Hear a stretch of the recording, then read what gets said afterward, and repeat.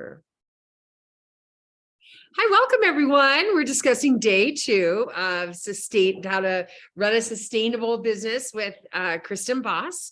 We're about 5 minutes in because I forgot to hit record again. But again, I think you'll find these discussions really, really helpful. We were just talking about this ongoing theme that she has about being authentic and being your authentic self and speaking your truth, right? And not worrying so much about, are you going to piss somebody off, right? I love what you said, Karen. She talks about needing to repel those people that are not your audience to attract those that are your audience. And Kaz said, yeah, I love it too, that it validates her being her authentic self. I'm really enjoying the training so much. Anya, I see your hand up. So for me, I had many thoughts, but the one thing I wanted to bring out, which is something I think a lot of, especially if you have teams, can relate to. She said, stop having garbage thoughts about the idea of selling. And she's like, people will say like, I don't sell, or I'm not a good salesperson, but in the end, we do it all day long without even knowing it. So we all are salespeople, but I love what she said, that if you come from the concept that selling is serving, and you're just offering a solution and you're providing a resource and you're doing it from a place of good, I feel like it's going to help me work with my team a little bit, because I feel like that is something I hear, and I'm sure many of you over and over, like, I don't do sales. I'm not good at it, but that mindset is what keeps us from actually sharing and being genuine with our offers. Well, and I want to piggyback on that just a little bit. And I would really love for you guys, and again, you know, for the most part, you guys have been around for a minute, right? You've been doing this for a minute. I want you to frame it around also selling your opportunity, right? So we're not just talking about selling wine. We are very blessed to be in a company that has a product that people really want. If they come to a wine tasting, they're very generally they're wine people, right? But to apply this to that idea of selling our opportunity, and the offer that we have, you know, if you're into building a team, if that's what you want, and that's, you know, where you want to focus some of your energy, think about what it's done for you. If you have built a team, you know, what has it done for you? How has it changed your experience with One Hope, and how might that benefit others? So I think a lot of times we hear these trainings and we think about, oh, selling wine, selling wine, selling wine. We're also selling a really cool opportunity. And so kind of working that. Did anybody else think about that? Or does that resonate with anyone? Jump in. Let's see. I used to get so discouraged when others would leave the group or leave the wine club, and this just yeah, right. I mean, I wish that I could tell you how many wine clubs I've canceled in my lifetime. And I keep following up with them to see if they're interested in getting back, and it's crickets. But this just kind of confirms that, okay, you know what? They're just not my people. They're just not ready, or they're not who I need to be focused on. I need to be focused on the people who are in my VIP group, or the people who continue with the wine club and talk about the wine club with everybody that they know. Right. And you know, it bears repeating. We hear it over and over, but it's important to hear it a lot of times. It's not a reflection on you. It's not personal. It's not personal. You know, ask me why I quit my wine clubs. It wasn't because of the person that put me in the wine club. It was because I have too much wine, or I'm spending too much money on wine, or whatever. Right. Hey, thanks, Megan. Yeah, it was nothing of, I don't even remember who I bought the wine from, like, you know. So yeah, that's a really good point to remember. Can anybody expound a little bit, because I'm so stinking curious on, so it sounds like, Lila, when I heard you discuss the copyright portion of the training, it sounded like she was saying, be authentic. In other words, don't use a script. Go ahead and use a script for reference, is Yeah, what I think. Those aren't my, like with our reach outs, just kind of personalize it. Yeah. And then she was referencing her copyright book that goes along with like her academy that Mhm. you can get. And she goes into like, I think she explains like 2 or 3 days of training on just how to do like copy and make it more specific to the people you're trying to reach out to. Mm. But I think when I kind of listened to it and I took it in reference of what we're doing, just basically taking what we already have, the scripts and the reach outs, and making them more personal for who you're talking to. So Yeah. if you're talking to a whole lot of people in the VIP group, just make it so that it's not a computer automated, or it sounds like it's a computer automated message. Make it sound like, hey, this is why I'm reaching out. This is what I think you would benefit from having this service. Yeah. Yeah. I mean, I love that. Thank you for sort of giving it to us succinctly. I'm super excited to see that part. I really love our reach outs, but I never send them out the way they are, ever. And Kaz, you might have, and maybe even Anya, but Kaz for sure, or maybe not. I don't know. When we first started, I'm not asking you your birthday. I'm not asking you that. So literally everybody's birthday for the first 2 years is 1/1/19, like 81, like everybody. So I'd be like, oh, it's his birthday. It's his birthday. Oh no, it's not their birthday. Like that was a fake birthday. But they're being awarded those points. So I will change that message to say, hey, One Hope is so happy to have you on board as a customer. We just put $5 in your account. By the way, what's your birthday? Not really. But now it's easier to do that because they really put it on the form for the most part. But yeah. So I love the reach outs because it's tickling me, right? To, oh, it's time to talk to that person. But maybe that isn't the message I want to send necessarily, but it's triggering me to send them some message, right? Cool. What, who else has big takeaways or small takeaways? What did Crystal say? Wait, hold on. I got to pull up my chat again. Validates me being me. Where's Crystal? Would piss me off when people, oh yeah. Yeah, it's not personal and people are going to come and go. People are going to come and go, which is why it's important to always, be signing up new wine clubs because some of those wine clubs are going to go away. They have too much wine or whatever. Okay. Anybody have big or small ahas, takeaways that we haven't talked about yet?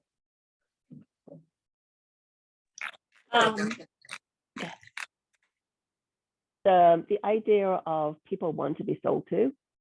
So we're, coming always from that mind, and I feel like I do this anyway. It's coming from that mindset of, I'm not pushing this on you because I need it. I'm offering you something because it's so flipping good. The wine is amazing. We give that to your cause.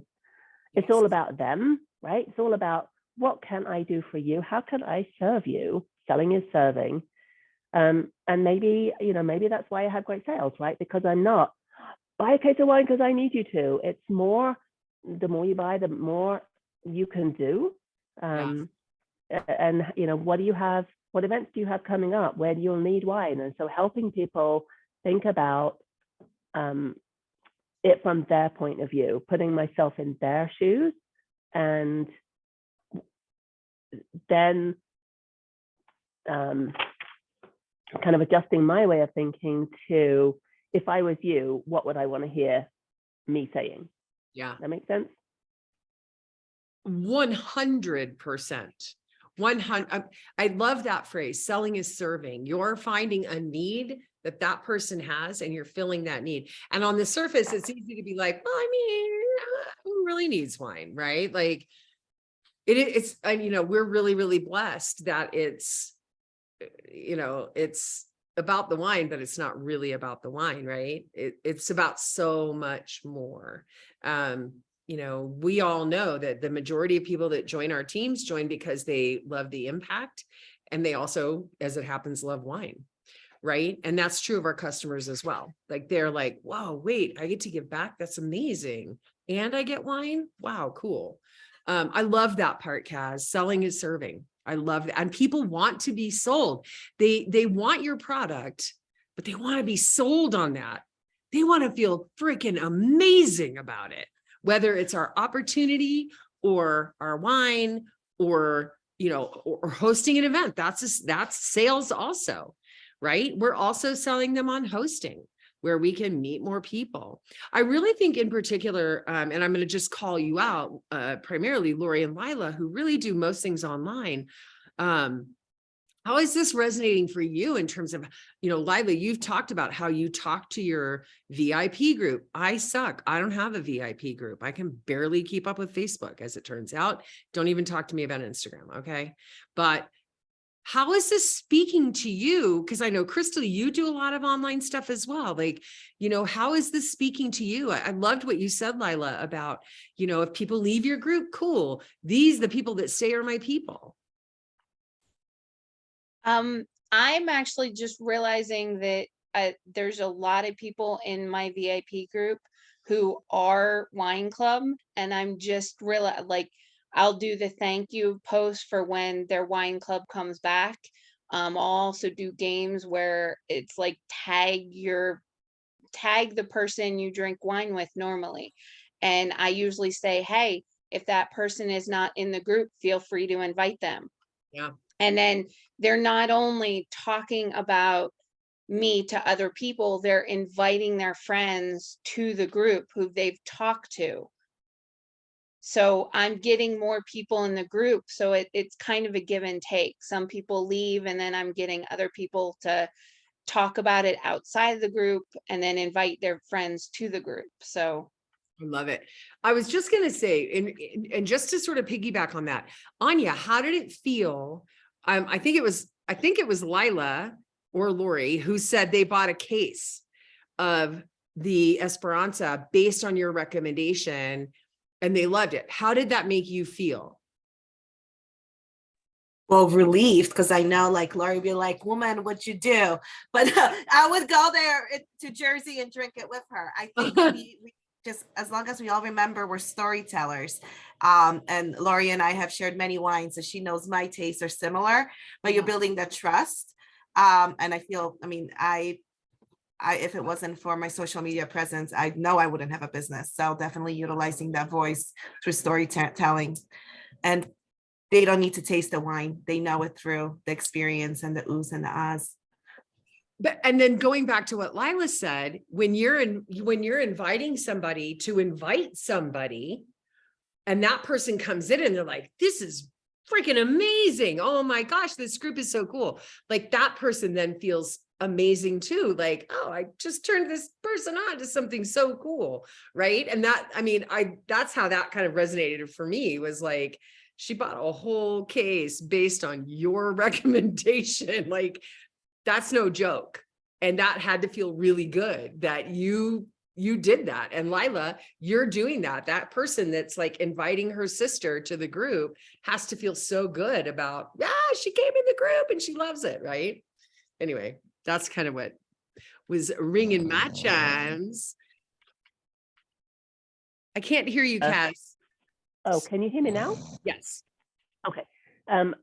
For those of us who are not fantastic at Facebook, at the group thing, at all of that, and we have people like Lila who are experts, and other people as well, maybe you could do a little training.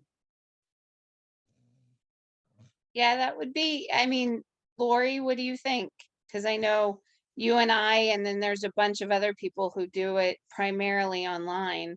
I'm doing an in-person tasting, just a very informal at the house on Sunday. Yay. But everything else is yes, online. So it really, it's whenever everybody is available.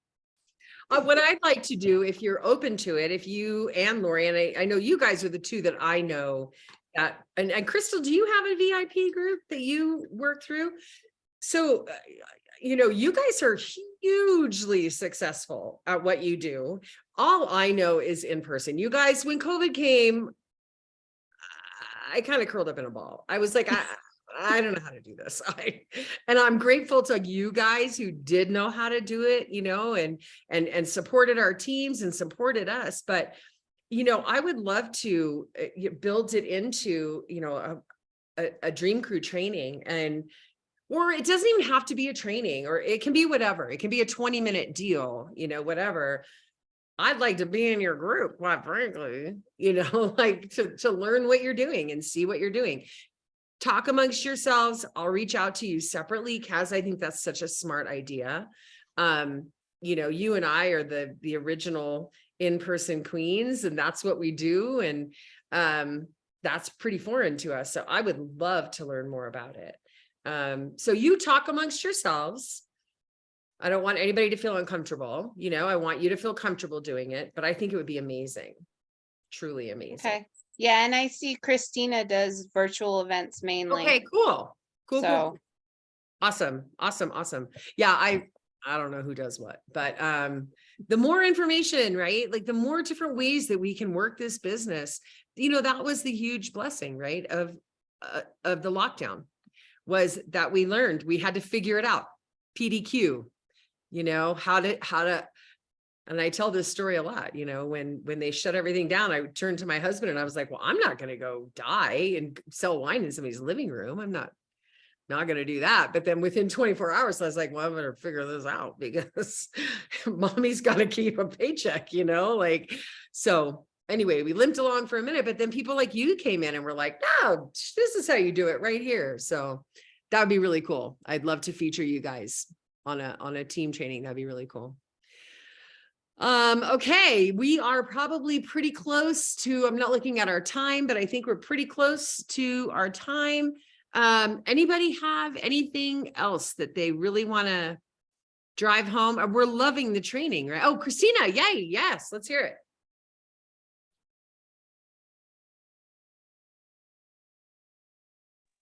Sorry, can you hear me? Yeah. Okay. Just real quick. I forget how Kristen explained it, but I liked how she explained how, like, if you're doing the copy and pasting and you're messaging all these people, and like she said, she can kind of see like similar businesses, people doing the same thing. And I know with our reach outs, I kind of do what you do. I kind of tailor it to the person, just so it doesn't look so like an automated thing. Because I had one person recently, I sent her a message and I forget what one of the reach outs were. It was like during the holidays, and she replied something like unsubscribe or something. Yeah. Then I just hit like, and then she was like, oh, I'm so sorry, because that was rude. She goes, I thought it was automatic. I was like, no, it was really me. Like, I'm sending it to you. She's like, yeah, I'm just not interested. And I never met the woman because it was through a virtual event.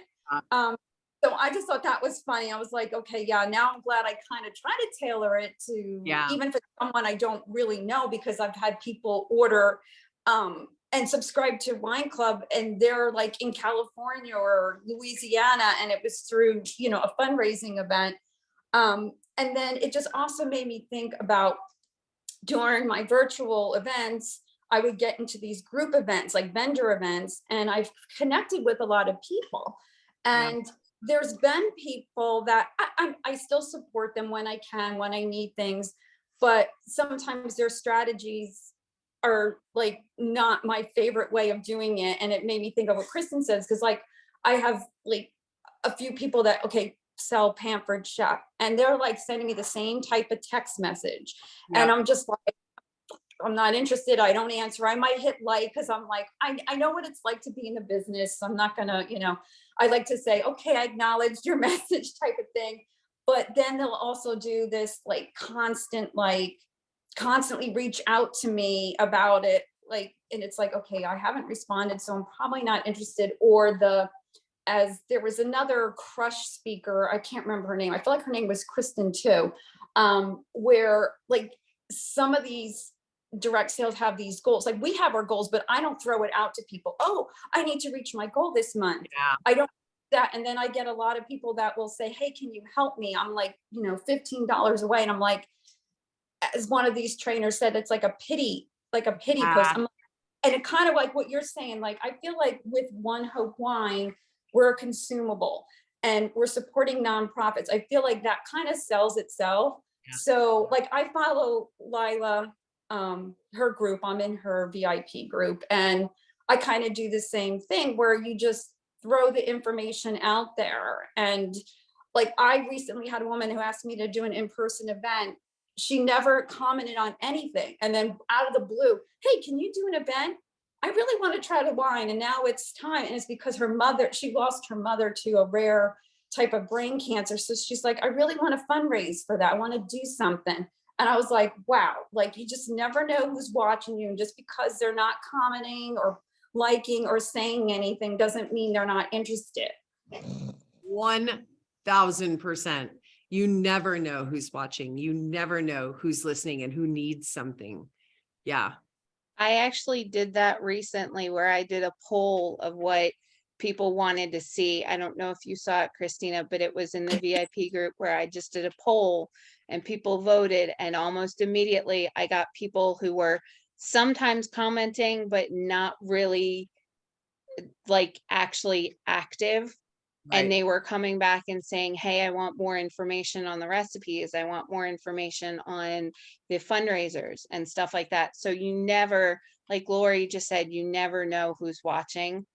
Somebody could come back 6 months from now and go, hey, I didn't even know I was in this group, but this is so informative. Can I do a fundraiser for X, Y, and Z? Absolutely. Absolutely. Good. Good information again tonight, you guys. I love this. This is super cool. I'm excited for tomorrow. I'm excited to finish this training. And I'm really excited for tomorrow. I want to take your picture. Megan, will you get back on the screen? Taz with her teacup. Smile pretty, everyone. Okay, good.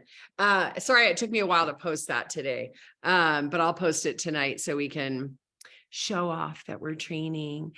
Thank you guys. I'm really enjoying this. I hope that you are too. I know you got mega spammed. Did you guys get crazy spammed by her emails? You didn't. So I happened to do this when she was, I did a different training with her when she was like hot doing the training. So I'm so glad that you were not spammed. But I am about to sign up for another training with her. So we'll see. But I'm glad that you're enjoying it. And it really is Hi, Carla. I love your little wink. It's really resonating with me, and it feels like it's resonating with you guys too. We do a lot of different, and it won't resonate with everybody, right? So my goal is to offer lots of different opportunities and, different opportunities to learn differently. So I really appreciate you all being here and doing the training, and I love you guys. And with that, good night. The Red Mountain is tasting pretty good.